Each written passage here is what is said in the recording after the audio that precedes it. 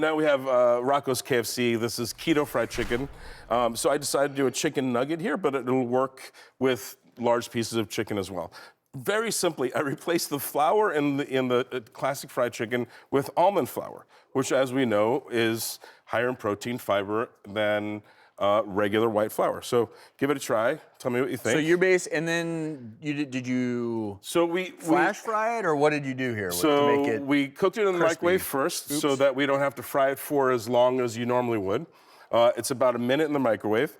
And then I flash fried it in grapeseed oil, which also has some nutrient benefits to it as well.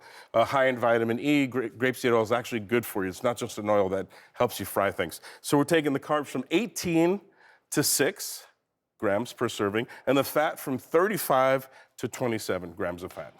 And you still get that, if you're craving some fried chicken, it's still there. You still get that, oh yes.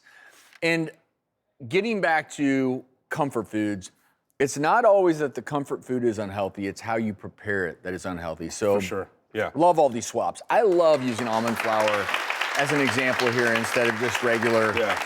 I'm a big believer in you have to figure out when it comes to your own body what works for you. But when it comes to all foods, whatever you do, whatever your love is, try to prepare them in the healthiest way possible. Rocco's book is called Keto Comfort Food Diet. It's available everywhere books are sold.